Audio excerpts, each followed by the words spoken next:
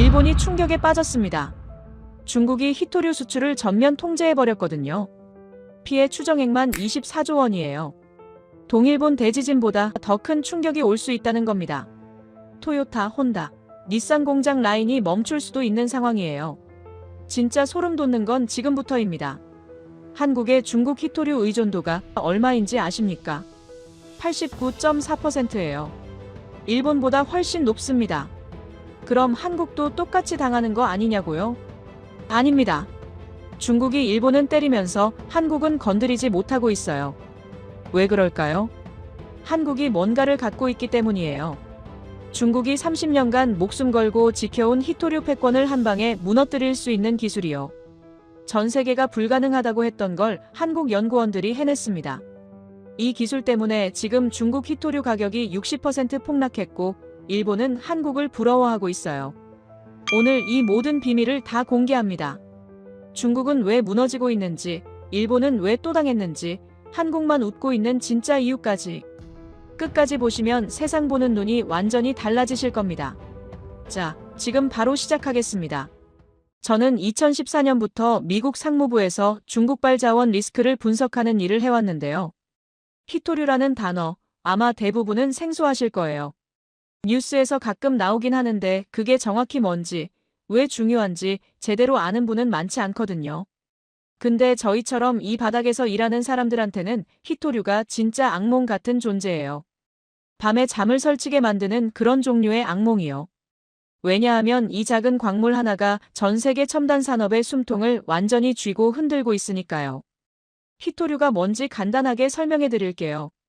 히토류는 란타넘, 세륨, 네오디뮴 같은 17가지 원소를 통틀어 부르는 이름인데 이름에 희귀하다는 뜻의 희자가 들어가서 엄청 귀한 것처럼 느껴지잖아요. 근데 사실 땅속에 꽤 많이 묻혀 있어요. 문제는 이걸 캔에서 쓸 수 있는 형태로 만드는 과정이 지옥 같다는 거예요. 엄청나게 독한 화학 물질을 써야 하고 방사성 폐기물도 나오고 환경 오염이 상상을 초월하거든요. 그래서 선진국들은 다들 손 떼고 중국한테 떠넘긴 거예요. 중국은 환경 따위 신경 안 쓰고 막 캐냈고 그 덕에 전 세계 히토류 시장의 70% 이상을 장악하게 된 거죠. 여러분 손에 들린 스마트폰 안에도 히토류가 들어있어요. 화면 색깔을 내는데도 쓰이고 진동 모터에도 들어가고 스피커에도 쓰여요. 테슬라 전기차 모터를 돌리는 힘도 히토류에서 나오고요. 전기차 모터에는 네오디뮴이라는 히토류로 만든 강력한 자석이 들어가는데 이게 없으면 모터가 제대로 힘을 못 내요.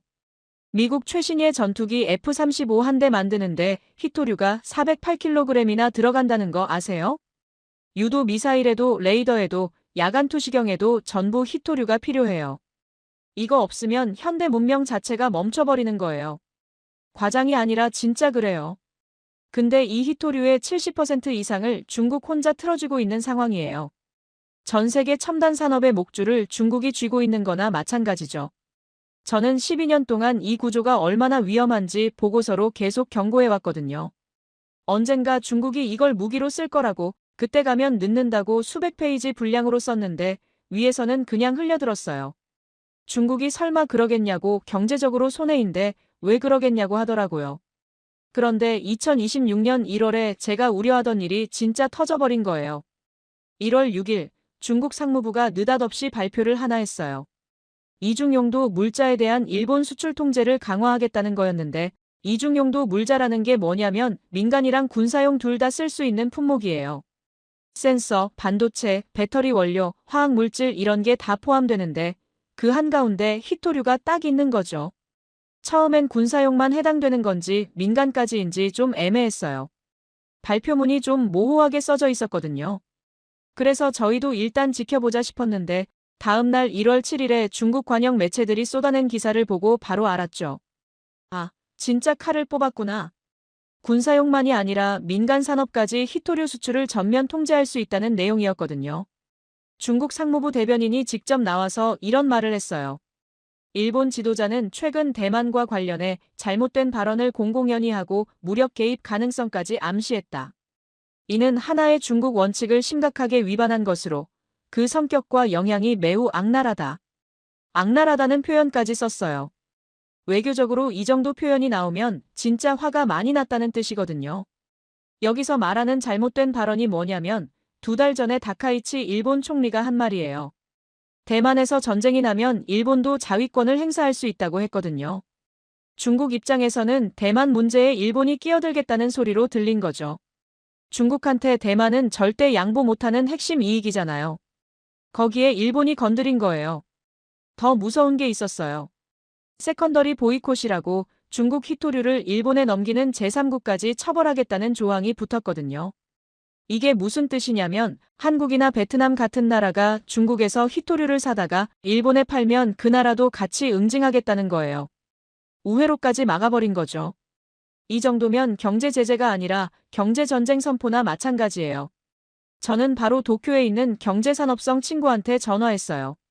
이 친구가 희토류 수급 담당인데 전화 받자마자 한숨부터 푹 쉬더라고요. 예상은 했는데 이렇게 빨리 올 줄 몰랐어. 목소리가 완전히 가라앉아 있었어요. 평소에 되게 씩씩한 친구거든요. 근데 그날은 목소리에 힘이 하나도 없었어요. 일본 정부 분위기가 어떠냐고 물었더니 한마디로 패닉이래요. 총리 관저에서 긴급회의가 밤새 열렸다고 하더라고요. 왜 그런지 숫자를 보면 바로 이해가 돼요. 일본의 중국 희토류 의존도가 2020년에 58%까지 떨어졌었거든요. 그때 일본 정부가 탈중국을 엄청 밀어붙인 덕분이었는데 문제는 그 다음이에요. 전기차 시장이 폭발하면서 희토류 수요가 급증했는데 일본 기업들이 결국 싼 중국산을 다시 사들이기 시작한 거예요. 호주나 베트남에서 사면 비싸고 중국에서 사면 반값도 안 되니까. 기업들 입장에서는 당장 비용 줄이는 게 급하잖아요. 그 바람에 2024년에는 의존도가 72%까지 다시 올라가 버렸어요. 15년 공들여 낮춰놓은 게 4년 만에 원점으로 돌아간 거죠. 더 심각한 건 중희토류예요. 희토류 중에서도 특히 무거운 원소들을 중희토류라고 부르는데 전기차 모터에 들어가는 핵심 소재예요. 고온에서도 자석이 힘을 잃지 않게 해주는 역할을 하거든요. 근데 일본은 이 중희토류를 사실상 전량 중국한테서 받고 있었어요. 99% 이상이 중국산이에요. 토요타, 혼다, 닛산 같은 일본 대표 자동차 회사들이 전기차 생산, 본격화하는 상황에 중희토류가 막히면 어떻게 되겠어요? 공장 라인이 써버리는 거예요. 수만 명이 일하는 공장이 멈춰버리는 거죠. 일본 내부에서 나온 피해 추정치가 연간 2조 6천억 엔이에요. 우리 돈으로 환산하면 약 24조 원인데 이게 얼마나 큰 돈인지 감이 잘 안 오실 수 있어요. 비교를 해드릴게요. 2011년 동일본 대지진 기억나세요? 쓰나미가 덮쳐서 원전이 터지고 난리가 났던 그 재난이요. 그때 일본이 입은 직접 피해액이 16조 엔 정도였거든요. 희토류 수출 통제 1년이면 그 대지진보다 더 큰 경제적 충격을 받을 수 있다는 얘기예요. 자연재해도 아니고 중국이 수출 안 하겠다고 한마디 한 것만으로 그 정도 피해가 예상된다는 게 말이 돼요? 근데 그게 현실이에요. 일본 언론은 완전 난리가 났어요. 니혼 게이자이 신문이 일면 톱으로 다뤘고 아사히 신문은 제2의 센카쿠 쇼크라는 제목을 뽑았더라고요. 방송에서는 연일 특집으로 이 소식을 다뤘고 경제 전문가들이 나와서 심각한 표정으로 분석을 내놓았어요.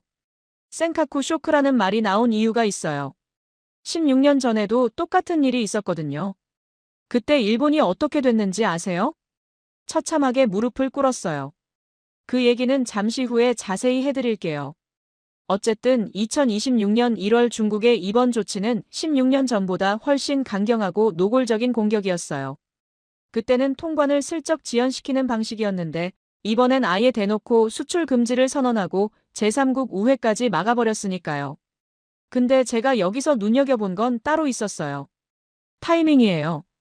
공교롭게도 중국이 일본한테 희토류 폭탄 떨어뜨린 바로 그 시점에 한국 대통령이 중국을 국빈 방문 중이었거든요. 1월 6일부터 8일까지 시진핑 주석이랑 정상회담하고 경제협력 논의하고 그러는 중이었어요. 우연치고는 너무 절묘했죠. 저희 분석팀에서 의견이 분분했는데 한국은 살살대하면서 일본은 세게 때리는 모습을 일부러 보여주려는 거 아니냐는 분석이 꽤 설득력 있게 나왔어요. 한일 협력이나 한미일 공조에 쐐기 박으려는 갈라치기 전략이라는 거죠. 중국이 노림수를 둔 거예요. 실제로 중국은 한국 기업들한테는 개별 허가를 계속 내주고 있었거든요. 미국이랑 일본은 확 조이면서 한국만 살짝 빼주는 거예요. 삼성이나 현대 같은 기업들이 히토류 수입 신청하면 허가가 나오는데 일본 기업들은 서류가 계속 반려되고 지연되고 그랬다고 해요. 노골적인 차별 대우였죠. 저는 그때 이런 생각이 들었어요. 중국이 이렇게까지 전략적으로 움직이는 데는 뭔가 이유가 있을 거라고요. 단순히 다카이치 총리 발언 때문에 화가 나서 이러는 건 아닐 것 같았어요. 더 큰 그림이 분명 있을 거라고 봤죠. 히토류를 무기로 쓰면 중국도 손해를 보거든요. 수출을 안 하면 돈을 못 버니까요. 그런데도 이렇게 강하게 나온다는 건 뭔가 다른 계산이 있다는 뜻이에요. 그리고 그 답을 예상치 못한 데서 찾게 됐어요. 바로 서울이었어요. 2026년 1월 상황을 제대로 이해하려면 16년 전으로 돌아가야 해요. 시간을 좀 거슬러 올라가 볼게요. 2010년 9월 동중국해 센카쿠 열도라는 곳에서 사건이 하나 터졌거든요. 센카쿠 열도가 어디냐면 대만이랑 오키나와 사이에 있는 아주 작은 섬들이에요. 사람이 살지도 않는 바위섬 몇 개인데 이게 왜 중요하냐면 주변에 천연가스랑 석유가 묻혀 있을 가능성이 높고 어장도 풍부하거든요. 그래서 일본이랑 중국이랑 대만까지 세 나라가 서로 자기 땅이라고 우기는 곳이에요. 현재는 일본이 실효 지배하고 있어요. 그해 9월에 중국 어선 한 척이 이 해역에서 조업을 하고 있었어요. 근데 일본 해상보안청 순시선이 나타나서 여기서 나가라고 한 거예요. 중국 어선 선장이 안 나갔어요. 실랑이가 벌어지다가 결국 두 배가 충돌했고 일본 측이 중국 어선 선장을 체포해서 구금해버렸죠. 중국 입장에서는 자국민이 자기네 영해라고 주장하는 곳에서 잡혀간 거니까 분노가 하늘을 찔렀어요. 바로 외교 채널을 통해서 항의했죠. 당장 석방하라고 요구했는데 일본이 안 들어줬어요. 일본 입장에서는 자기네가 관할하는 해역에서 법을 어긴 사람을 잡은 건데 왜 풀어주냐는 거였죠. 법대로 처리하겠다고 버텼어요. 중국이 처음에는 외교적으로 압박했어요. 고위급 교류를 중단하고 양국 간 행사들을 취소하고 그랬죠. 근데 일본이 꿈쩍도 안 하니까 중국이 카드를 바꿨어요. 히토류를 꺼내든 거예요. 어느 날 갑자기 일본으로 가는 히토류 통관이 막혀버렸어요. 공식적으로는 수출 금지를 선언한 게 아니었어요. 그냥 세관에서 서류 검토가 오래 걸린다. 검사를 해야 한다. 이런 식으로 슬슬 지연시킨 거죠. 근데 결과적으로는 2달 동안 히토류가 단 한 톤도 일본에 안 들어간 거예요. 2달이 별거 아닌 것 같죠? 근데 당시 일본의 중국 히토류 의존도가 얼마였는지 아세요? 85%였어요. 일본이 쓰는 히토류의 85%가 중국에서 왔다는 얘기예요. 자동차 엔진에도 히토류가 들어가고 에어컨 압축기에도 들어가고 컴퓨터 하드디스크에도 들어가고 정밀 기계마다 전부 히토류가 필요한데 그 공급이 뚝 끊긴 거예요. 처음 며칠은 재고로 버텼어요. 기업들마다 비상용으로 쌓아둔 물량이 좀 있었거든요. 근데 일주일이 지나고 2주일이 지나도 통관이 안 되니까 재고가 바닥나기 시작했어요. 일본 전역의 공장들이 하나둘 멈추기 시작했죠. 도요타 공장에서 특정 부품 생산이 중단됐다는 소식이 들려오고 소니 공장에서도 문제가 생겼다는 얘기가 나왔어요. 대기업들도 이 지경인데 중소기업들은 오죽했겠어요. 세계 최고 기술력 자랑하던 일본 기업들이 광물 하나 없어서 속수무책으로 당하는 모습을 전 세계가 지켜봤거든요. 저도 그때 막 이 업계에 들어왔을 때였는데 그 광경이 지금도 생생해요. 일본이라는 나라가 얼마나 대단한 나라예요. 경제 규모로 세계 3위고 기술력은 세계 최고 수준이고 돈도 많고 인재도 많은데 히토류 하나 때문에 꼼짝을 못하는 거예요. 중국이 마음만 먹으면 이렇게 할 수 있다는 걸 전 세계에 보여준 사건이었죠. 결국 일본 정부가 어떻게 했는지 아세요? 맺기 들었어요. 체포했던 선장을 아무 조건 없이 풀어줬어요. 재판도 안 하고 벌금도 안 받고 그냥 비행기 태워서 중국으로 돌려보냈어요. 경제대국 일본이 자원 하나 때문에 외교적으로 완전히 굴복한 거죠. 일본 국내 여론은 들끓었어요. 왜 범법자를 그냥 풀어주냐고 이게 나라냐고 난리가 났죠. 근데 정부 입장에서는 달리 방법이 없었어요. 히토류 공급이 계속 막혀 있으면 공장들이 줄줄이 문을 닫을 판이었으니까요. 실리를 택한 거예요. 그 사건 이후로 전 세계가 깨달은 게 있어요. 중국 히토류는 그냥 상품이 아니라 언제든 목줄을 쥘 수 있는 무기라는 거요.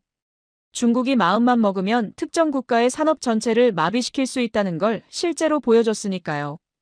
일본은 이 치욕을 절대 안 잊었어요.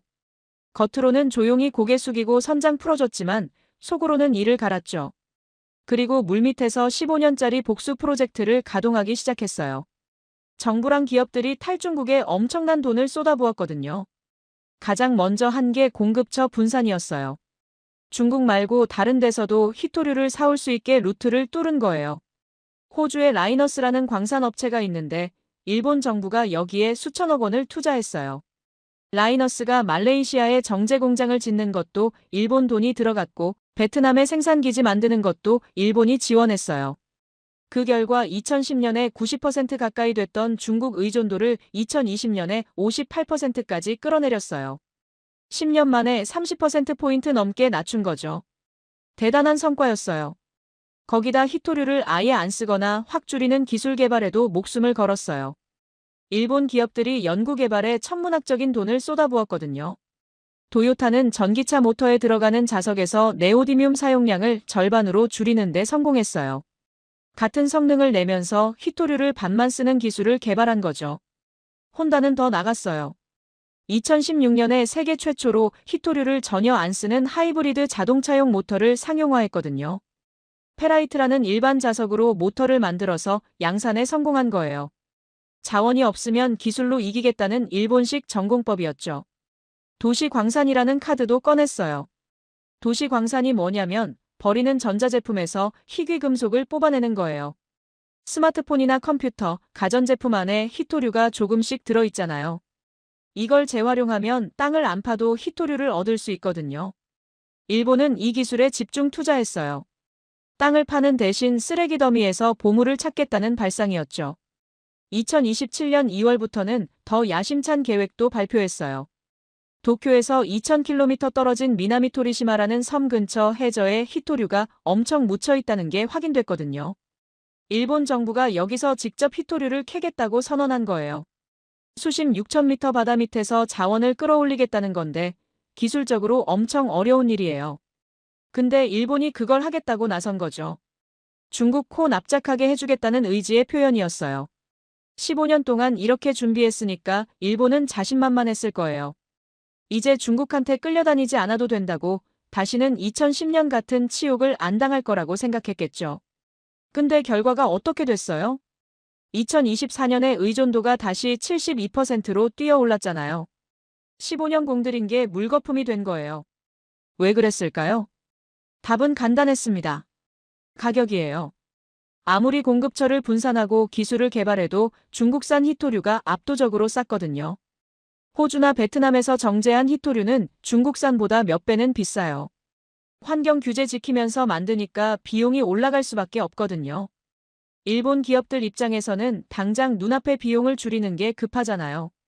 경쟁사들은 싼 중국산 쓰는데 자기네만 비싼 호주산 쓰면 가격 경쟁에서 밀리니까요. 결국 하나둘 다시 중국산을 사들이기 시작했고 의존도가 슬금슬금 올라간 거예요. 거기다 전기차 시장이 폭발하면서 히토류 수요 자체가 급증한 것도 한몫했어요. 필요한 양이 확 늘어났는데 중국 말고는 그 물량을 맞춰줄 데가 없었던 거죠. 15년 공들인 탈중국이 싼 가격 앞에서 무너져 내린 거예요. 정말 아이러니하죠. 그래서 2026년 1월에 중국이 다시 칼을 뽑았을 때 일본은 16년 전이랑 똑같은 처지가 되어버린 거예요.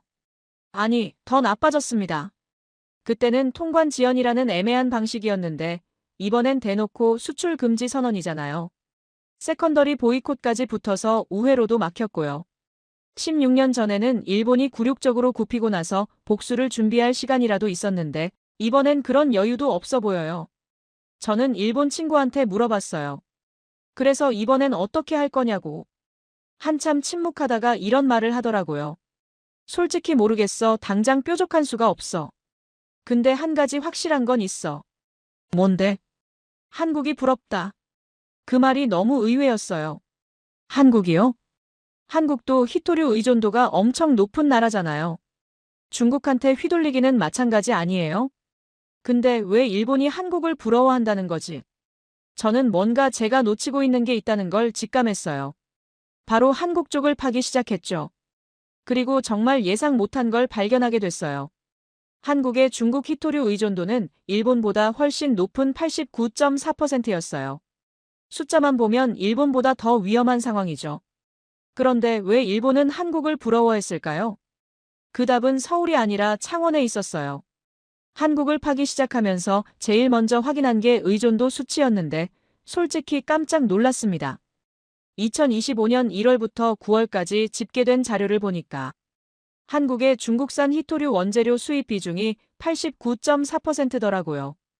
일본이 72%라고 난리인데 한국은 그것보다 17%포인트나 더 높은 거잖아요. 히토류 화합물 쪽은 그나마 47%로 좀 낮았는데 진짜 문제는 고순도 히토류였습니다. 반도체나 전기차 모터에 들어가는 고부가 가치 히토류는 95% 이상을 중국에서 가져오고 있었거든요. 연구자석용 소재도 80에서 90% 사이였고요. 이 숫자들을 보면서 저는 머리가 복잡해졌어요. 일본이 72% 가지고 이 난리인데 한국은 89.4%잖아요. 상식적으로 생각하면 한국이 일본보다 훨씬 더 위험한 상황이어야 맞는 거 아닙니까? 중국이 마음만 먹으면 한국 산업 전체를 올스톱시킬 수 있는 구조인 거죠. 삼성 반도체 공장이 멈추고 현대차 전기차 라인이 써버리고 SK 하이닉스 메모리 생산이 중단되는 상황이 올 수도 있다는 얘기입니다. 생각만 해도 아찔하잖아요. 근데 이상한 점이 있었어요. 2025년 10월에 중국이 히토류 수출 통제를 대폭 강화했거든요. 전기차 모터나 배터리에 쓰이는 히토류, 14나노 이하 시스템 반도체용 히토류, 256단 이상 메모리 반도체용 히토류를 통제 대상에 명시했습니다. 이거 다 한국 주력 산업이에요. 삼성이랑 SK하이닉스가 만드는 게 딱 이런 반도체들이거든요. 근데 실제로 어떻게 됐냐면 한국 기업들한테는 개별 허가가 계속 나오고 있었습니다.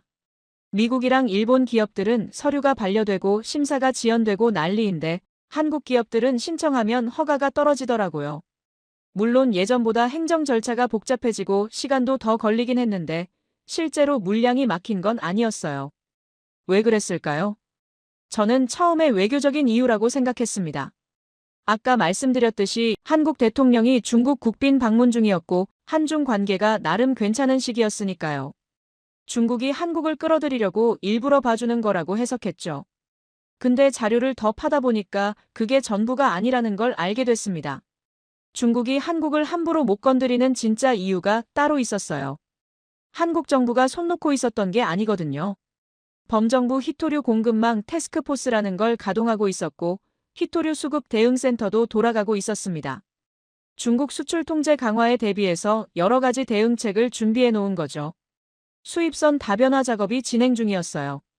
호주, 베트남, 미국, 캐나다 같은 나라들이랑 광산 개발 협력하고 장기 구매 계약을 맺고 있었습니다. 전략 비축 물량도 늘리고 있었고요. 단기 공급 차질에 대비해서 창고에 히토류를 쌓아두고 있었던 거죠. 근데 이건 일본도 다 하는 거잖아요. 일본도 공급처 분산하고 비축량 늘리고 그렇게 해왔는데 결국 의존도가 다시 올라갔단 말입니다. 한국이라고 다를 게 뭐가 있겠어요. 가격이 싸면 결국 중국산 사게 되어 있고 그러면 의존도는 다시 올라가게 되어 있는 거죠. 저도 처음엔 그렇게 생각했습니다. 한국도 결국 일본이랑 똑같은 길을 걸을 거라고요. 그런데 한국 정부 대응책 목록을 쭉 읽어내려가다가 눈이 딱 멈춘 항목이 있었어요. 제자원화랑 국산화라고 적힌 부분이었습니다. 폐모터랑 연구자석에서 히토류를 회수하는 기술, 히토류 사용량을 줄이는 저감 기술, 그리고 대체 소재와 대체 자석 개발이라고 쓰여 있더라고요. 대체 자석이라는 단어가 눈에 확 들어왔습니다. 히토류를 안 쓰는 자석을 개발하고 있다는 뜻이잖아요. 이게 만약 성공하면 게임 체인저가 되는 거거든요. 중국 히토류에 의존하는 구조 자체를 뿌리째 바꿔버릴 수 있으니까요. 저는 바로 관련 자료를 찾기 시작했습니다. 한국이 대체 자석을 어디까지 개발했는지 확인하고 싶었거든요. 근데 정보가 잘 안 나오더라고요. 한국어로 된 자료들이라 번역기 돌려가면서 읽었는데 단편적인 내용만 나오고 전체 그림이 안 그려졌어요. 그래서 직접 알아보기로 했습니다.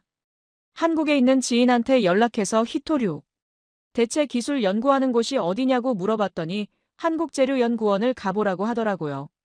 창원에 있다고 했습니다. 창원이요. 서울도 아니고 부산도 아니고 창원이라는 도시에 답이 있다고 했을 때 솔직히 좀 의아했어요. 근데 알고 보니까 창원이 한국 제조업의 심장 같은 곳이더라고요.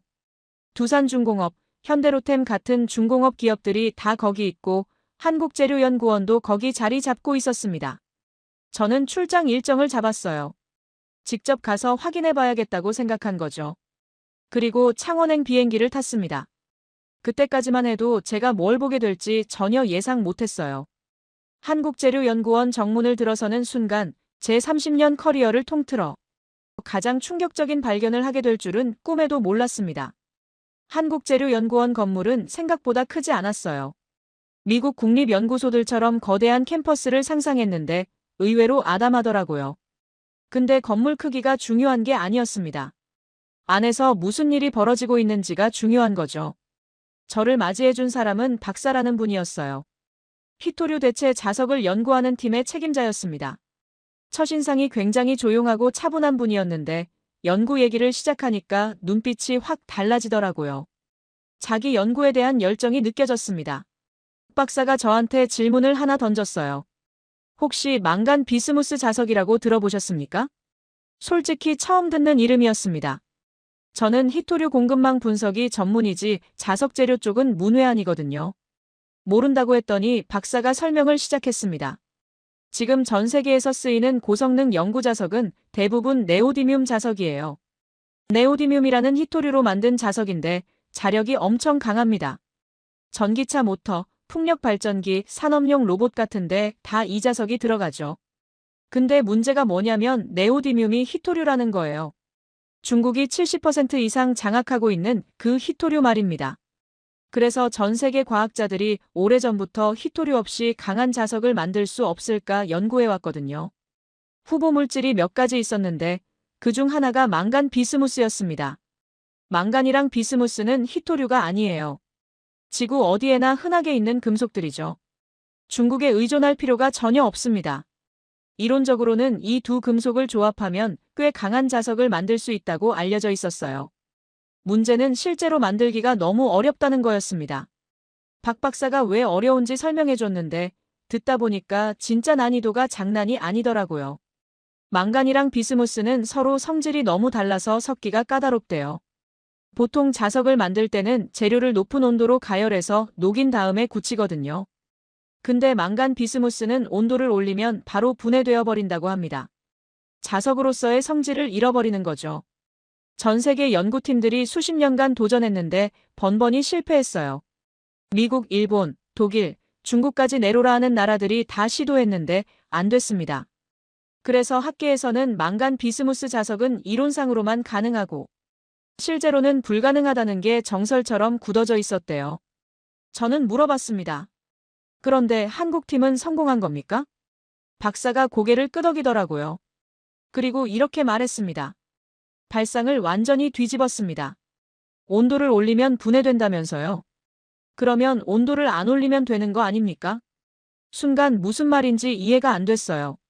자석을 만들려면 재료를 녹여야 하는 거 아닌가요? 근데 온도를 안 올린다니 그게 무슨 뜻이지 싶었습니다. 기존 방식은 고온에서 재료를 녹여서 합치는 거였는데 한국팀은 저온에서 엄청난 압력을 가해서 재료를 합치는 방식을 개발했대요. 저온 소결 기술이라고 부른다고 하더라고요. 쉽게 말하면 뜨겁게 녹이는 대신 차갑게 눌러서 붙이는 거죠. 이 발상의 전환이 핵심이었습니다. 온도를 낮추니까 망간 비스무스가 분해되지 않았고 강한 압력으로 누르니까 재료들이 단단하게 결합됐대요. 말로 들으면 간단해 보이는데 실제로 이걸 구현하는 게 엄청 어려웠다고 합니다.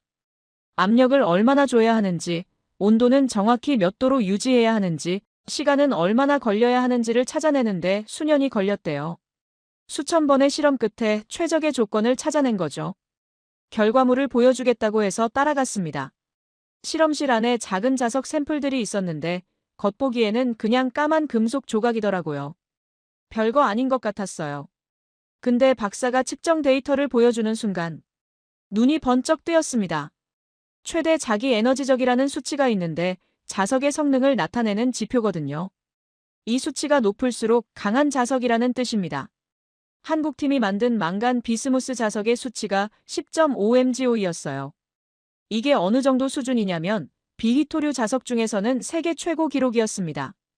기존의 다른 나라들이 만든 망간 비스무스 자석은 잘 해봐야 5에서 6 정도였거든요.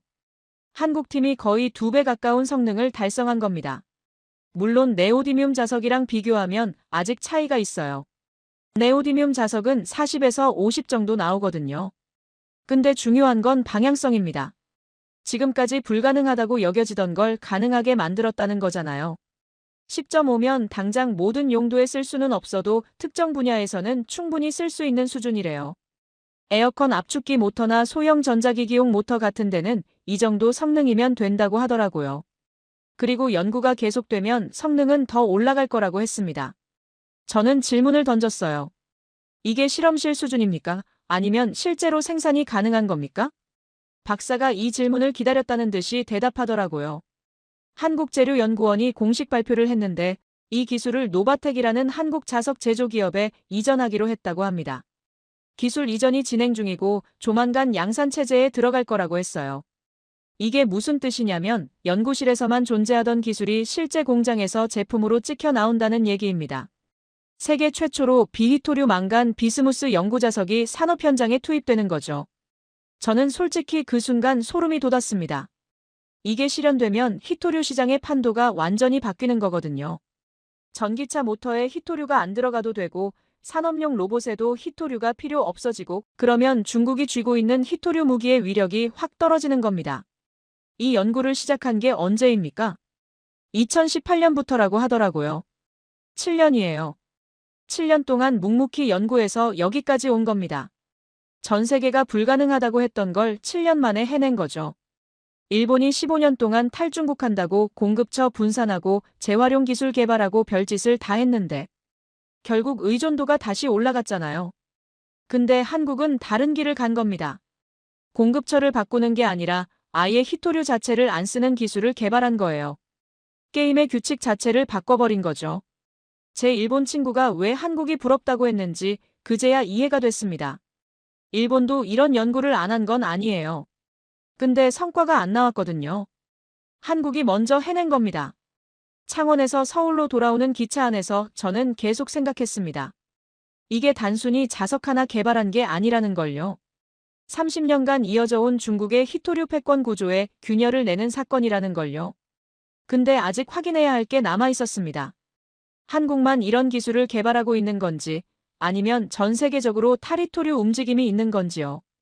그리고 중국은 이 상황을 어떻게 받아들이고 있는지도 궁금했습니다. 알아보니까 상황이 제가 생각한 것보다 훨씬 더 크게 돌아가고 있더라고요. 한국만 움직인 게 아니었습니다. 테슬라의 일론 머스크가 2023년에 던진 폭탄 선언, 그리고 전 세계 자동차 업계의 도미노 이탈이 시작되고 있었어요. 중국 히토류 시장에 무슨 일이 벌어지고 있었는지 그 숫자를 보시면 입이 떡 벌어지실 겁니다. 실리콘밸리의 반란 창원에서 돌아온 뒤로 저는 글로벌 동향을 다시 점검하기 시작했습니다. 한국재료연구원의 성과가 대단하긴 한데 이게 전 세계적인 흐름 속에서 어떤 위치에 있는 건지 파악해야 했거든요. 고립된 성과인지 아니면 큰 물결의 일부인지에 따라 의미가 완전히 달라지니까요. 만약 한국만 혼자 이런 연구를 하고 있는 거라면 시장에서 받아들여지기 어려울 수도 있어요. 근데 전 세계가 같은 방향으로 가고 있는데 한국이 가장 앞서 있는 거라면 얘기가 완전히 달라지는 거잖아요. 자료를 뒤지다 보니까 2023년으로 거슬러 올라가게 됐습니다. 그해 3월에 아주 중요한 사건이 하나 있었거든요. 테슬라 투자자의 날 행사였습니다. 이 행사가 뭐냐면 테슬라가 1년에 한 번씩 투자자들을 불러 모아서 회사의 미래, 전략을 발표하는 자리예요. 전 세계 투자자들이 숨죽이고 지켜보는 자리인데 거기서 폭탄 발언이 하나 터졌습니다. 테슬라의 파워트레인 공학 부문 부사장인 콜린 캠벨이라는 사람이 무대에 올라왔어요. 파워트레인이 뭐냐면 자동차의 동력 전달 장치를 말하는 건데 전기차에서는 모터가 핵심이죠. 그러니까 테슬라 모터를 책임지는 사람이 나온 거예요. 이 사람이 뭐라고 했냐면 테슬라의 차세대 드라이브 유닛은 히토류를 전혀 사용하지 않는 연구자석으로 만들어질 거라고 발표한 겁니다. 여러분, 이게 무슨 의미인지 아시겠습니까? 테슬라가 전기차 모터에서 히토류를 완전히 빼버리겠다고 선언한 거예요. 전기차 시장의 절대 강자가 중국산 히토류 안 쓰겠다고 공개적으로 말한 거잖아요. 수만 명의 투자자들 앞에서 전 세계 언론이 생중계하는 자리에서요. 이건 단순한 기술 발표가 아니었습니다. 중국을 정조준한 선전포고나 마찬가지였죠. 테슬라가 왜 이런 결정을 내렸는지 배경을 좀 알아야 해요. 테슬라는 중국 상하이에 기가팩토리라는 거대한 공장을 운영하고 있거든요. 기가팩토리가 얼마나 크냐면 연간 생산 능력이 100만 대가 넘어요. 테슬라 전체 생산량의 절반 이상이 여기서 나옵니다. 중국 시장 공략을 위해서 현지 생산 체제를 구축한 건데 문제는 이게 양날의 검이라는 거였어요. 중국 시장에 접근하기는 좋은데 동시에 중국 정부의 입김에서 자유로울 수가 없었습니다. 미중 갈등이 터질 때마다 일론 머스크는 밤잠을 설쳐야 했어요. 혹시라도 중국 정부가 테슬라 공장을 건드리면 어쩌나, 부품 공급이 막히면 어쩌나 노심초사했던 거죠. 실제로 미중 무역 전쟁이 격화될 때마다 테슬라 주가가 출렁거렸거든요. 투자자들도 이 리스크를 알고 있었으니까요. 특히 히토류 문제가 컸습니다. 전기차 모터에 들어가는 네오디뮴 자석, 이거 없으면 차가 안 굴러가거든요. 모터가 제대로 힘을 내려면 강력한 연고 자석이 필요한데 그게 네오디뮴 자석이에요. 근데 네오디뮴의 대부분을 중국이 쥐고 있으니까 테슬라 입장에서는 목줄을 잡힌 거나 마찬가지였습니다. 중국이 마음만 먹으면 테슬라 생산 라인을 언제든 멈출 수 있는 구조였던 거예요. 머스크가 아무리 천재적인 사업가라도 원자재가 없으면 차를 못 만들잖아요. 그래서 테슬라가 내린 결론이 뭐냐면 아예 히토류를 안 쓰는 모터를 만들자는 거였습니다. 중국한테 끌려다니느니 기술로 독립하겠다는 선언이었죠. 몇 년이 걸리든 돈이 얼마가 들든 히토류 없이 돌아가는 모터를 만들어서 중국 의존에서 벗어나겠다는 거예요. 테슬라가 대안으로 내세운 소재가 페라이트입니다.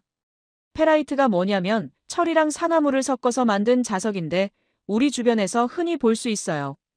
냉장고에 붙이는 자석 있잖아요. 그게 페라이트 자석이에요. 문구점에서 파는 장난감 자석도 대부분 페라이트고요. 가격이 엄청 싸고 구하기도 쉽습니다. 전 세계 어디서든 만들 수 있어요. 히토류 자석보다 자력은 좀 약한데 고온에서 잘 버틴다는 장점이 있습니다. 전기차 모터가 돌아갈 때 열이 엄청 나거든요. 고속으로 회전하면서 마찰열이 발생하고 전류가 흐르면서 저항열도 생기고 그 열을 견뎌야 하는데 페라이트가 그 부분에서는 오히려 낫다는 거죠. 네오디뮴 자석은 열에 약해서 온도가 올라가면 자력이 떨어지거든요. 물론 자력이 약하니까 같은 출력을 내려면 모터 크기가 좀 커져야 하는 단점은 있어요. 근데 테슬라 엔지니어들이 그 문제를 설계로 해결하겠다고 한 거예요. 모터 구조를 바꾸고 권선 방식을 개선하고 냉각 시스템을 최적화해서 페라이트 자석으로도 충분한 성능을 내겠다는 거죠. 테슬라가 이런 발표를 하자마자 전 세계 자동차 업계가 발칵 뒤집혔습니다. 제너럴 모터스, 그러니까 GM이 바로 반응했어요. 자기네도 히토류 사용량을 대폭 줄인 모터를 개발 중이라고 발표했죠. BMW도 가세했습니다. 차세대 전기차 플랫폼에서 히토류 의존도를 낮추겠다고 선언했어요. 제규어 랜드로버, 폭스바겐, 현대차까지 줄줄이 비슷한 방향을 발표하기 시작했습니다.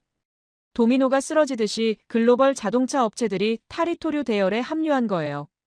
한 회사가 움직이니까 다른 회사들도 안 움직일 수가 없는 거죠. 테슬라가 히토류 없이 싼 차를 만들면 다른 회사들은 경쟁이 안 되니까요. 이 흐름이 왜 무서운지 숫자로 보여드릴게요. 히토류의 가장 큰 수요처가 어디인 줄 아십니까? 바로 전기차 모터입니다. 전 세계 네오디뮴 수요의 상당 부분이 전기차 모터용 자석에서 나오거든요. 앞으로 전기차 시장이 얼마나 커질지 아시잖아요. 2030년이면 전 세계 자동차 판매의 절반 이상이 전기차가 될 거라는 전망이 나와요. 어마어마한 시장이죠. 근데 이 거대한 시장이 히토류를 안 쓰는 방향으로 가고 있는 겁니다. 중국 입장에서는 악몽이죠. 자기네가 30년간 공들여 쌓아온 히토류 패권의 핵심 수요처가 사라지는 거니까요. 전기차 시장이 커지면 커질수록 히토류 수요도 같이 커질 거라고 기대했을 텐데 그 기대가 물거품이 되고 있는 거예요. 테슬라 발표 이후로 히토류 시장에 어떤 변화가 생겼는지 아세요? 투자자들이 히토류 관련 주식에서 빠져나가기 시작했습니다.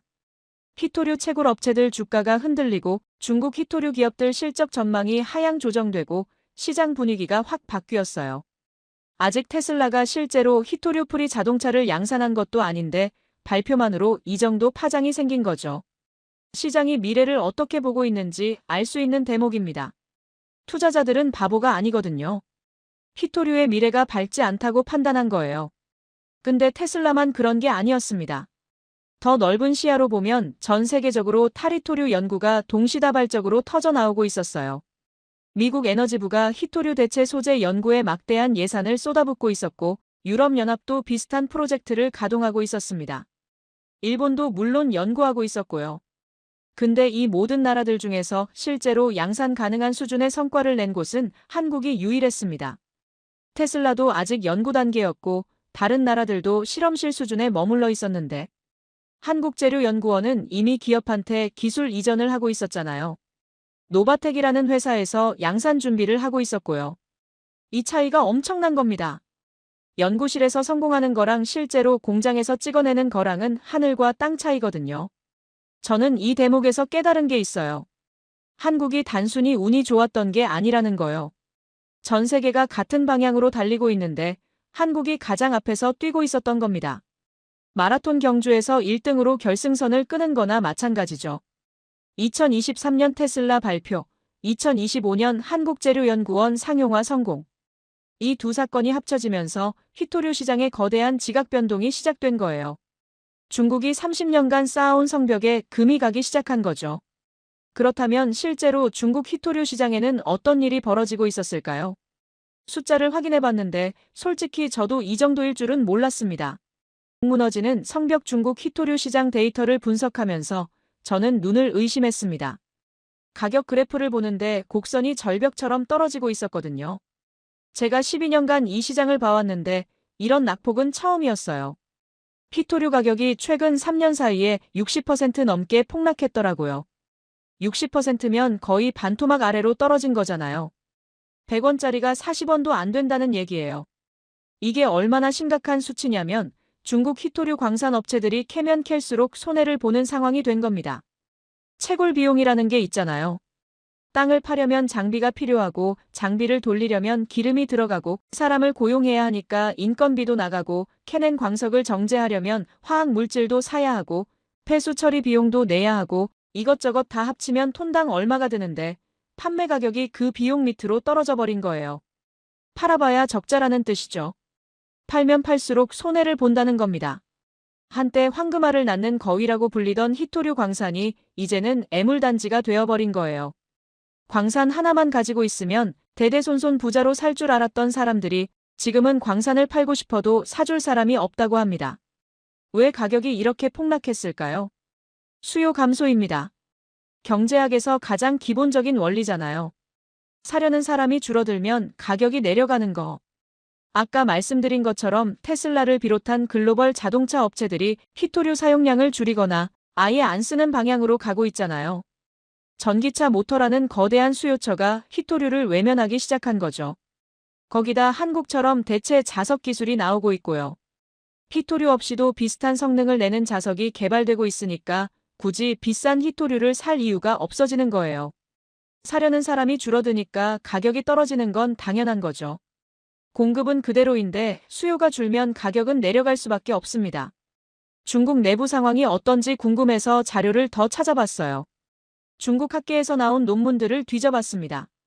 2025년 3월에 중국 과학원 연구진이 쓴 논문이 하나 있더라고요. 중국 히토류 연구라는 학술지에 실린 건데 내용이 꽤 충격적이었습니다. 중국 학자들이 자국 산업의 미래를 분석한 건데 굉장히 비관적인 전망을 내놓은 거예요. 뭐라고 썼냐면 현재 전 세계 히토류 원자재 시장에서 62%를 차지하는 중국의 점유율이 2035년에는 28%까지 떨어질 거라는 거예요. 중국 학자들이 스스로 이런 전망을 내놓은 겁니다. 보통 자국 산업에 대해서는 좀 긍정적으로 쓰기 마련인데 그런 학자들조차 이렇게 비관적인 숫자를 내놓은 거잖아요. 62%에서 28%면 반토막도 더 나는 거예요. 독점이라는 말이 무색해지는 수준이죠. 왜 이렇게 비관적인 전망이 나왔을까요? 논문을 읽어보니까 이유가 몇 가지 있더라고요. 첫째, 대체 기술의 발전입니다. 한국이나 일본, 미국에서 히토류 없이 자석 만드는 기술이 계속 발전하고 있으니까 히토류 수요 자체가 줄어든다는 거죠. 아까 제가 설명드린 내용이에요. 히토류가 필요 없어지면 중국이 아무리 많이 갖고 있어도 소용없잖아요. 둘째, 공급처 다변화입니다. 호주, 캐나다, 베트남 같은 나라들이 히토류 생산을 늘리고 있어서 중국 비중이 자연스럽게 낮아진다는 거예요. 예전에는 중국 말고는 히토류 살 데가 별로 없었는데 이제는 선택지가 늘어나고 있는 거죠. 호주의 라이너스라는 회사가 대표적인데 생산량을 계속 늘리고 있거든요. 미국도 국내 광산을 다시 가동하기 시작했고요. 셋째, 도시 광산의 성장입니다. 폐전자 제품에서 히토류를 재활용하는 기술이 발전하면서 새로 채굴할 필요가 줄어든다는 거죠. 버려지는 스마트폰이나 컴퓨터에서 히토류를 뽑아내면 땅을 안 파도 되니까요. 이 세 가지가 동시에 작용하면서 중국의 히토류 패권이 무너지고 있다는 게 논문의 결론이었습니다. 중국 정부가 이 상황을 모를 리 없잖아요. 대응을 안 한 게 아니에요. 2023년부터 히토류 가공 기술 자체를 수출 금지시켰거든요. 원료는 어쩔 수 없다 쳐도 기술만큼은 못 나가게 막겠다는 속셈이었죠. 히토류를 정제하고 자석을 만드는 노하우를 철저하게 틀어막은 겁니다. 외국 기업들이 중국에 와서 기술을 배워가는 것도 금지하고 중국 기술자들이 해외로 나가서 일하는 것도 제한했어요. 근데 이게 오히려 역효과를 냈습니다. 중국이 문을 걸어 잠글수록 다른 나라들은 더 독하게 자체 기술을 개발하기 시작했거든요. 중국한테 기술을 못 배우니까 아예 처음부터 새로 만드는 거죠. 어차피 못 배울 거 우리가 직접 개발하자는 분위기가 형성된 거예요. 한국재료연구원의 저온 소결 기술도 그렇게 나온 거예요. 중국 방식이 아닌 완전히 새로운 방식을 개발한 겁니다. 중국은 고온에서 녹여서 만드는 기술을 갖고 있는데 한국은 저온에서 압력으로 만드는 완전히 다른 기술을 만들어낸 거죠. 중국이 기술을 틀어막으니까 오히려 더 혁신적인 기술이 다른 데서 나와버린 겁니다. 중국 현지 분위기가 어떤지 아세요? 광산 업체들 사이에서 공포감이 퍼지고 있다고 합니다. 한때 히토류 광산 하나만 있으면 대대손손 부자로 살 줄 알았던 사람들이 이제는 헐값에 광산을 매물로 내놓고 있대요. 사려는 사람도 없고요. 누가 지금 히토류 광산을 사겠어요? 앞으로 수요가 줄어들 게 뻔한데 말이죠. 지금 사봐야 손해만 볼 게 뻔하니까 아무도 안 사는 거예요. 광산 노동자들 일자리도 위태로워지고 있다고 합니다. 가격이 폭락하니까 채산성이 안 맞아서 광산 문을 닫는 데가 늘어나고 있거든요. 중국 내이멍구 자치구에 바오터우라는 도시가 있는데 여기가 중국 히토류 산업의 심장이에요. 세계 최대 히토류 광산이 있는 곳이죠. 이 도시 경제가 거의 전부 히토류에 의존하고 있거든요. 근데 이 도시 경제가 흔들리고 있다는 보도가 나오고 있습니다. 히토류 가격 폭락에 직격탄을 맞고 있는 거죠. 환경 문제도 심각해요. 중국이 히토류 독점을 유지할 수 있었던 이유 중 하나가 환경 규제를 안 지키고 막 했기 때문이잖아요. 다른 나라들은 환경 규제 때문에 비용이 많이 드는데 중국은 그런 거 신경 안 쓰고 싸게 캤던 거거든요. 폐수 그냥 버리고 방사성 폐기물 대충 처리하고 그랬죠. 근데 그 대가가 이제 돌아오고 있습니다. 바오터우 주변에 거대한 폐수 호수가 있는데 위성에서도 보일 정도로 크다고 해요. 시뻘건 색깔의 독성 호수가 땅을 오염시키고 주민들 건강을 해치고 있는 거죠. 암 발병률이 주변 지역보다 몇 배나 높다는 연구 결과도 있어요. 중국 정부도 이제는 환경 문제를 더 이상 외면할 수가 없게 됐습니다. 국내 여론도 있고 국제사회의 압박도 있으니까요. 환경 규제를 강화하기 시작했는데 그러면 채굴 비용이 올라가잖아요. 폐수를 제대로 처리하려면 돈이 들고 방사성 폐기물을 안전하게 관리하려면 또 돈이 들고 비용이 올라가면 가격 경쟁력이 떨어지고 그러면 다른 나라들한테 시장을 뺏기는 거예요. 환경을 지키자니 돈을 잃고 돈을 벌자니 환경을 포기해야 하는 딜레마에 빠진 겁니다. 저는 이 모든 상황을 보면서 느낀 게 있어요. 중국이 30년간 쌓아온 히토류 패권의 기반이 근본적으로 흔들리고 있다는 거요. 가격은 폭락하고 수요는 줄어들고 대체 기술은 나오고 환경 비용은 올라가고 사방에서 압박이 들어오고 있는 거죠. 물론 중국이 아직도 세계 히토류 시장의 60% 이상을 장악하고 있는 건 맞아요. 하루아침에 무너지지는 않을 겁니다. 근데 방향은 확실해요. 중국의 히토류 무기가 점점 무뎌지고 있다는 거죠. 날카롭던 칼날에 녹이 슬기 시작한 겁니다. 그렇다면 이 와중에 한국은 어떤 위치에 있는 걸까요? 89.4%라는 높은 의존도가 오히려 기회가 될 수 있는 상황이에요. 왜냐하면 한국이 대체 기술을 가장 먼저 상용화하고 있으니까요. 지금 당장은 중국 히토류를 많이 수입하고 있지만 망간 비스무스 자석이 양산되기 시작하면 그 의존도가 확 떨어질 수 있거든요. 그리고 한국이 개발한 기술을 다른 나라에 수출할 수도 있는 거죠. 기술을 사고 싶어 하는 나라가 줄을 설 수도 있어요. 저는 이쯤에서 궁금해졌습니다. 한국의 대체 기술 개발 말고 다른 대응책은 뭐가 있는지 알아보고 싶었어요. 정부 차원에서 어떤 전략을 갖고 있는지 큰 그림이 궁금했거든요. 그래서 서울로 올라가서 산업통상자원부 관계자를 만나봤습니다. 거기서 들은 얘기가 정말 흥미롭더라고요. 히토류 수급 대응센터에서 일하는 분이었는데 만나자마자 이런 말을 하더라고요. 대체 자석 기술은 훌륭한 성과입니다. 근데 그것만으로는 부족해요. 우리는 다층적으로 접근하고 있습니다. 다층적 접근이라는 말이 인상적이었어요. 한 가지 방법에만 의존하지 않고 여러 가지를 동시에 추진하고 있다는 뜻이잖아요. 자세히 물어봤더니 한국 정부의 전략이 크게 4가지 축으로 구성되어 있다고 하더라고요. 첫째가 수입선 다변화입니다. 중국에만 의존하지 말고 여러 나라에서 히토류를 사오자는 건데 사실 이건 일본도 했던 거잖아요. 근데 한국은 좀 다르게 접근하고 있다고 하더라고요. 단순히 물건을 사오는 게 아니라 아예 광산 개발 단계부터 참여하고 있대요. 그게 무슨 차이가 있냐고요? 엄청난 차이가 있어요. 시장에서 히토류를 사오는 건 그냥 소비자 입장인 거예요. 가격이 오르면 비싸게 사야 하고 물량이 부족하면 못 살 수도 있는 거죠. 근데 광산 지분을 갖고 있으면 상황이 달라져요. 원가로 가져올 수 있고 물량을 우선적으로 확보할 수 있거든요. 호주에 있는 히토류 광산에 한국 기업들이 지분 투자를 했다고 합니다. 베트남이랑은 정부 간 협정을 맺어서 광산 공동 개발을 추진하고 있고요. 캐나다, 미국 쪽이랑도 장기 구매 계약을 협상 중이래요. 일본이 실패한 이유 중 하나가 이 부분이에요. 공급처를 분산하긴 했는데 깊이가 없었던 거죠. 여기저기서 사오긴 했는데 광산 자체를 확보한 게 아니었거든요. 그래서 가격 경쟁에서 밀리니까 결국 싼 중국산으로 돌아간 거예요. 한국은 그 실수를 반복하지 않으려고 아예 광산부터 잡고 있는 겁니다. 뿌리부터 확보하는 거죠. 둘째가 전략 비축입니다. 이건 좀 단순한 개념이에요. 창고에 히토류를 쌓아두는 거죠. 비상시에 대비해서 일정량을 국가가 보유하고 있는 건데 마치 석유 비축처럼요. 한국은 이 비축량을 계속 늘리고 있다고 합니다. 정확한 수량은 보안사항이라 안 알려줬는데 상당한 규모라고만 했어요. 중국이 갑자기 수출을 막아도 최소 몇 개월은 버틸 수 있는 물량이라고 하더라고요. 몇 개월이면 그 사이에 다른 공급처를 찾거나 기업들이 생산 계획을 조정할 수 있으니까요.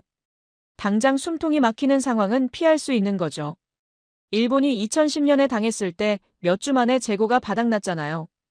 한국은 그런 일 없도록 미리 쌓아두고 있는 거예요. 셋째가 대체 기술 개발인데 이건 이미 말씀드린 것처럼 한국재료연구원의 망간 비스무스 자석이 대표적인 성과죠. 근데 이것 말고도 다른 연구들이 동시에 진행되고 있다고 합니다. 히토류 사용량을 줄이는 저감 기술이 있어요. 같은 성능을 내면서 히토류를 덜 쓰는 자석을 만드는 거죠. 더 효율적인 모터 설계 기술도 연구 중이고요. 모터 구조를 개선해서 약한 자석으로도 강한 힘을 내게 만드는 거예요. 망간 비스무스가 가장 앞서 있긴 하지만 다른 옵션들도 계속 개발하고 있는 거죠. 계란을 한 바구니에 안 담는 전략이에요. 만약 망간 비스무스 자석에 예상치 못한 문제가 생기더라도 다른 기술로 대체할 수 있도록 준비해두는 거죠. 넷째가 도시 광산인데 저는 이 부분이 가장 인상 깊었습니다. 도시 광산이 뭐냐면 아까 잠깐 말씀드렸잖아요. 버려지는 전자제품에서 희귀금속을 뽑아내는 거예요. 여러분 집에 안 쓰는 스마트폰 몇 대쯤 굴러다니지 않습니까? 서랍 속에 예전 폰들 쌓여 있을 거예요. 그 안에 히토류가 들어있어요. 노트북, 태블릿, 전기면도기, 무선 이어폰, 로봇 청소기 같은 것들에도 다 조금씩 히토류가 들어있거든요.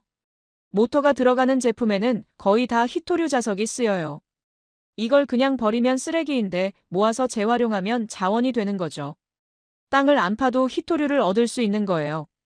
한국지질자원연구원을 중심으로 이 기술을 고도화하는 프로젝트가 진행 중이라고 합니다. 폐전기차 배터리에서 히토류를 추출하는 기술, 폐연구자석에서 네오디뮴을 회수하는 기술 같은 것들이요. 전기차가 많아지면 나중에 폐전기차도 많아질 거잖아요.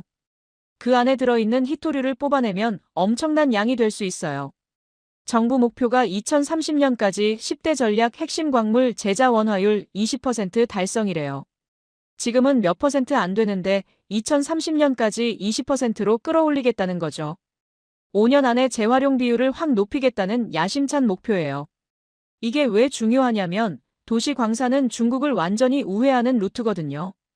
중국 땅에서 캔 히토류가 아니라 우리나라 안에서 순환하는 히토류니까요. 중국이 수출을 막아도 이 루트는 영향을 안 받아요. 우리나라 안에서 버려지는 제품들을 모아서 재활용하는 거니까 외부 변수에 흔들리지 않는 거죠. 게다가 환경 오염도 거의 없고요. 땅을 파헤치는 게 아니라 이미 있는 제품을 재활용하는 거니까 친환경적이기까지 해요. 중국처럼 폐수호수 만들 일도 없고 방사성 폐기물 걱정할 필요도 없어요. 유럽이랑 일본도 도시 광산에 엄청 투자하고 있습니다. 프랑스의 카레스터라는 기업이 있는데 폐전기차 자석에서 히토류를 뽑아내는 대규모 프로젝트를 진행하고 있어요. 여기에 일본이 1억 유로를 투자했다고 하더라고요. 우리 돈으로 1,000억 원이 넘는 금액이죠. 일본이 왜 프랑스 기업에 그 큰 돈을 넣었겠어요. 자국 기술로는 한계를 느꼈으니까 해외에 투자해서라도 도시 광산 역량을 확보하려는 거예요. 한국은 어떠냐고요? 한국은 자체 기술로 하고 있습니다. 한국지질자원연구원 기술이 세계적으로도 상당히 앞서 있다고 하더라고요. 일본처럼 해외에 의존하는 게 아니라 국내에서 자체적으로 순환 구조를 만들고 있는 거죠. 저는 이 4가지 전략을 듣고 나서 감탄했습니다. 한국이 히토류 문제에 얼마나 체계적으로 접근하고 있는지 알 수 있었거든요. 수입선 다변화로 중국 비중을 낮추고 전략 비축으로 단기 위기에 대비하고 대체 기술로 히토류 수요 자체를 줄이고 도시 광산으로 자체 공급원을 확보하고 4가지가 동시에 돌아가고 있는 거예요. 어느 하나가 막혀도 다른 루트가 있으니까 중국이 함부로 건드리기 어려운 구조가 되는 거죠. 마치 성을 방어하는데 성벽도 쌓고 해자도 파고 궁수도 배치하고 예비병력도 준비해두는 것처럼요. 한 겹이 뚫려도 다른 방어선이 있는 거예요. 일본은 이 중에서 수입선 다변화에만 집중했다가 실패한 거예요. 가격 경쟁에서 밀리니까 결국 중국으로 돌아갔잖아요. 한 가지 방법에만 의존하면 그 방법이 안 통할 때 답이 없어지는 거죠. 한국은 그 한계를 알고 있으니까 여러 축을 동시에 밀고 있는 겁니다. 특히 대체 기술이랑 도시 광산은 게임 체인저가 될 수 있어요. 이 2개가 제대로 돌아가면 중국 의존도라는 개념 자체가 무의미해지거든요. 히토류가 필요 없거나 필요해도 국내에서 조달할 수 있으면 중국한테 끌려다닐 이유가 없잖아요. 그 산업부 관계자가 마지막에 이런 말을 했어요. 우리가 89.4%라는 높은 의존도를 갖고 있는 건 사실입니다. 근데 그걸 낮추는 로드맵이 있어요. 일본처럼 낮췄다가 다시 올라가는 게 아니라 구조적으로 낮추는 겁니다. 2030년이 되면 지금과는 완전히 다른 그림이 그려져 있을 겁니다. 저는 그 말을 듣고 고개를 끄덕였습니다. 한국이 왜 중국한테 다른 대우를 받는지, 일본은 왜 한국을 부러워하는지 이제 완전히 이해가 됐거든요. 중국도 바보가 아니니까 이 상황을 다 알고 있을 거예요. 한국을 너무 세게 쬐면 한국이 더 빨리 탈중국에 성공할 수 있다는 걸요. 그래서 일본이랑 미국은 세게 때리면서 한국한테는 좀 봐주고 있는 건지도 모릅니다. 길게 보면 한국을 붙잡아 두는 게 중국한테도 이익이니까요. 근데 역설적으로 그 시간 동안 한국은 탈출 준비를 착착하고 있는 거죠. 중국이 한국을 놓아주든 안 놓아주든 어차피 한국은 빠져나갈 준비가 되어가고 있으니까요. 정말 아이러니한 상황이에요. 자, 이제 모든 퍼즐 조각이 맞춰졌습니다. 처음에 제가 받았던 그 브리핑 자료, 거기에 왜 한국은 예외적 위치에 있음, 주목 요망이라고 적혀 있었는지 이제 아시겠죠? 한국은 중국 히토류에 가장 많이 의존하는 나라 중 하나인 동시에 그 의존에서 가장 빨리 벗어날 수 있는 나라이기도 한 거예요. 이 역설이 한국의 강점입니다. 제가 이 모든 조사를 마치고 비행기 안에서 그리고 돌아온 뒤로도 계속 생각했어요. 이 히토류 전쟁에서 진짜 승자는 누구인가? 승자라는 단어를 쓰기가 좀 조심스럽긴 해요. 아직 전쟁이 끝난 게 아니니까요. 지금도 진행 중이고 앞으로 어떻게 될지 아무도 모릅니다. 근데 현재 상황에서 누가 가장 유리한 위치에 있느냐를 따지면 대답이 나오긴 해요. 결론부터 말씀드리면 이 전쟁에 깔끔한 승자는 없습니다. 중국도 손해를 보고 있고 일본도 손해를 보고 있고 미국도 골치 아픈 상황이에요. 모두가 상처를 입고 있는 거죠. 근데 상대적으로 가장 유리한 위치에 있는 나라를 꼽으라면 저는 한국을 꼽겠습니다. 왜 그런지 정리해 드릴게요. 중국은 30년간 히토류 패권을 쥐고 있었습니다. 전 세계를 상대로 자원 무기를 휘두르면서 엄청난 영향력을 행사했죠. 마음에 안 드는 나라가 있으면 히토류 수출을 막겠다고 협박할 수 있었어요. 2010년에 일본한테 그랬고 2026년에 또 그랬죠. 근데 지금은 그 무기가 무뎌지고 있어요. 가격이 60% 폭락했잖아요. 점유율도 2035년에 28%까지 떨어질 거라는 전망이 나오고 있고요. 대체 기술이 나오면서 수요 자체가 줄어들고 있고 환경 비용은 올라가고 있고 중국이 수출 통제를 강화할수록 다른 나라들은 더 빨리 대안을 찾고 있습니다. 중국이 세게 나올수록 오히려 자기 무기의 수명이 짧아지는 역설적인 상황이에요. 히토류라는 무기가 점점 녹슬고 있는 거죠. 일본은 2010년에 한 번 당했고 2026년에 또 당했습니다. 같은 함정에 2번 빠진 거예요. 15년 동안 탈중국한다고 그렇게 애를 썼는데 의존도가 다시 72%로 올라간 상태에서 중국한테 또 맞은 거죠. 24조 원의 피해가 예상되는 상황이고 중히토류는 여전히 거의 전량을 중국에 의존하고 있어요. 토요타, 혼다 같은 일본 자동차 회사들이 전기차 생산에 차질을 빚을 수도 있는 상황이에요.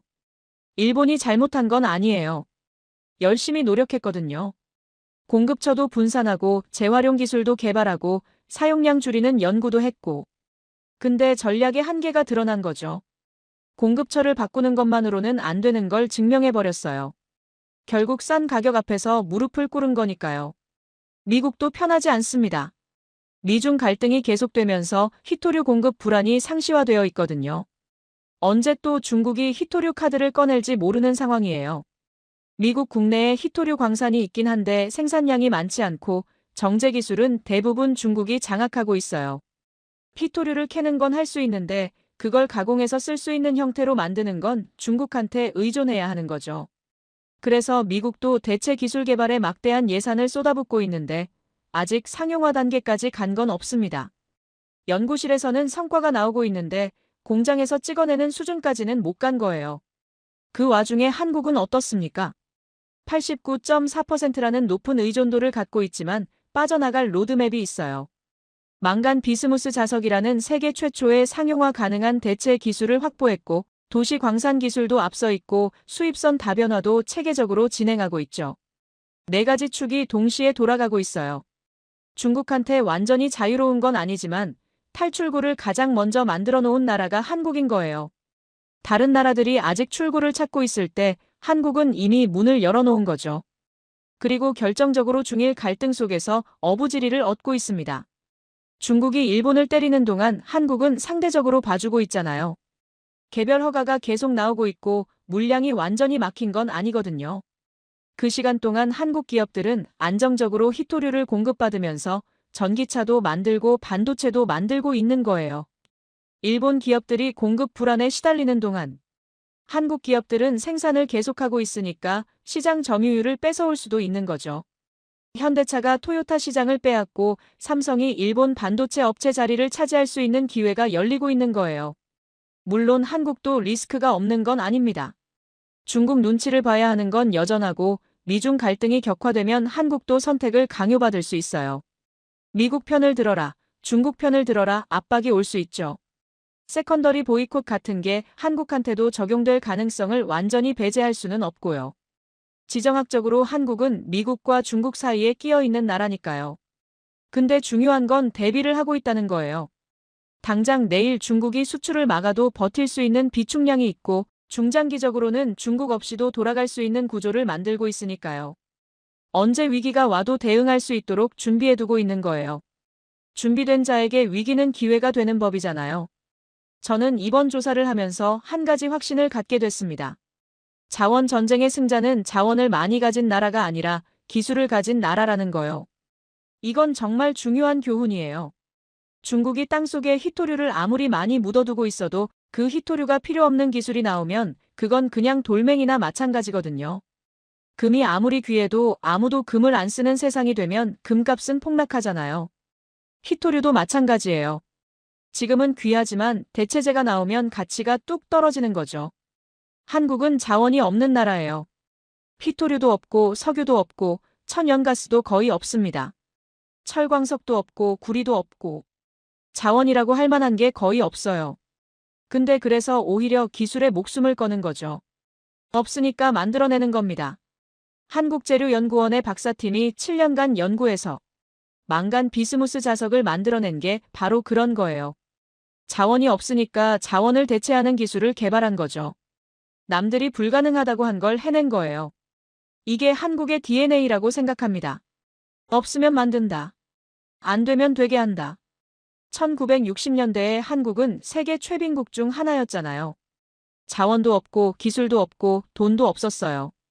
근데 지금은 세계 10위권 경제대국이 됐잖아요. 반도체, 자동차, 조선, 철강, 화학. 없는 게 없어요. 다 맨손으로 일궈낸 거죠. 그 정신이 희토류 전쟁에서도 빛을 발하고 있는 거예요. 마지막으로 이 얘기를 드리고 싶습니다. 2026년 1월에 중국이 일본한테 희토류 폭탄을 떨어뜨렸을 때 전 세계가 긴장했습니다. 자원 전쟁이 다시 시작됐다고, 중국의 횡포가 또 시작됐다고 난리였죠. 언론에서는 연일 이 소식을 톱뉴스로 다뤘고 전문가들은 세계 경제에 미칠 영향을 분석했어요. 근데 저는 좀 다르게 봤어요. 중국이 희토류 카드를 꺼냈다는 건 그만큼 다른 카드가 없어졌다는 뜻이기도 하거든요. 예전에는 희토류 카드를 꺼내면 상대방이 바로 무릎을 꿇었어요. 2010년 일본처럼요. 2달 만에 항복했잖아요. 근데 지금은 상황이 달라졌습니다. 대체 기술이 나오고 있고 공급처가 다변화되고 있고 재활용 기술도 발전하고 있어요. 희토류 무기의 위력이 예전 같지 않은 거죠. 중국이 그걸 모를 리 없어요. 똑똑한 사람들이잖아요. 그래서 더 세게 휘두르는 건지도 몰라요. 무기가 무뎌지기 전에 최대한 써먹으려는 거죠. 쓸 수 있을 때 써야 하니까요. 근데 역설적으로 세게 휘두를수록 다른 나라들은 더 빨리 대안을 찾게 됩니다. 중국이 위협할수록 탈중국에 대한 동기가 강해지는 거예요. 중국이 스스로 자기 무기의 수명을 단축시키고 있는 셈이에요. 한국은 이 거대한 전환기에 가장 유리한 고지를 선점하고 있습니다. 대체 기술 상용화에서 세계 1위고 도시 광산 기술도 앞서 있고 중일 갈등의 어부지리도 얻고 있죠. 물론 아직 갈 길이 멀어요. 89.4% 의존도가 하루아침에 낮아지지는 않을 겁니다. 망간 비스무스 자석이 양산되어도 당장 모든 제품에 쓸 수 있는 건 아니고 도시 광산이 20% 제자원화율을 달성하려면 5년이 더 걸리고 시간이 필요해요.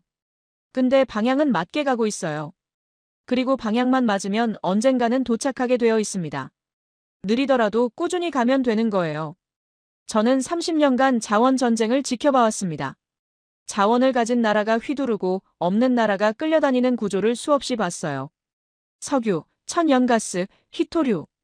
자원 때문에 전쟁이 나고 경제가 흔들리고 나라가 무릎을 꿇는 모습을 봤습니다. 근데 한국은 그 구조를 뒤집으려 하고 있어요. 자원이 없어도 기술로 이길 수 있다는 걸 증명하려 하고 있습니다. 그게 성공하면 이건 한국만의 승리가 아니에요. 자원 빈국들 전체에게 희망을 주는 사례가 되는 거죠. 자원이 곧 운명이 아니라는 걸, 기술로 운명을 바꿀 수 있다는 걸 보여주는 거니까요. 아프리카나 동남아시아에 자원 없는 나라들이 많잖아요. 그런 나라들한테 한국이 롤모델이 될 수 있는 거예요. 중국이 땅을 파헤칠 때 한국은 분자 지도를 새로 그렸습니다. 그리고 그 선택이 결국 승리를 가져오고 있어요. 땅속에 묻힌 자원이 아니라 사람 머릿속에 든 지식이 진짜 자원이라는 걸 보여주고 있는 겁니다. 30년간 이어진 희토류 패권 전쟁. 그 최종 승자가 어디가 될지는 아직 확정되지 않았습니다. 전쟁은 아직 진행 중이니까요. 근데 한 가지는 확실해요. 한국이 가장 유력한 후보 중 하나라는 거. 아니, 솔직히 말하면 지금 상황에서는 한국이 가장 앞서 있어요. 저는 이 이야기를 전하기 위해 여기까지 왔습니다. 여러분은 어떻게 생각하십니까? 자원이 없는 나라가 기술로 세계를 이길 수 있을까요? 저는 가능하다고 봅니다. 아니, 이미 시작됐다고 봅니다. 지금 이 순간에도 창원의 연구실에서, 서울의 정부 청사에서, 전국의 재활용 공장에서 그 미래가 만들어지고 있으니까요. 연구원들이 밤을 새우며 실험하고, 공무원들이 정책을 다듬고, 기업들이 투자를 하고, 수많은 사람들의 노력이 모여서 새로운 역사를 쓰고 있는 거예요. 여러분도 그 역사의 일부입니다. 버리는 스마트폰 하나 제대로 분리배출하는 것도 도시 광산에 기여하는 거거든요. 작은 행동 하나하나가 모여서 큰 변화를 만드는 겁니다. 긴 이야기 끝까지 들어주셔서 감사합니다. 저는 앞으로도 이 전쟁의 진행 상황을 계속 지켜볼 거예요. 그리고 중요한 변화가 있으면 또 말씀드리겠습니다. 여러분도 관심을 갖고 지켜봐 주세요. 이건 남의 나라 얘기가 아니라 우리 모두의 미래가 걸린 문제니까요. 여러분 생각은 어떠신가요? 한국이 히토류 전쟁에서 이길 수 있다. 1번, 이길 수 있다. 2번, 아직 모르겠다. 숫자로 댓글 남겨주시면 됩니다. 감사합니다.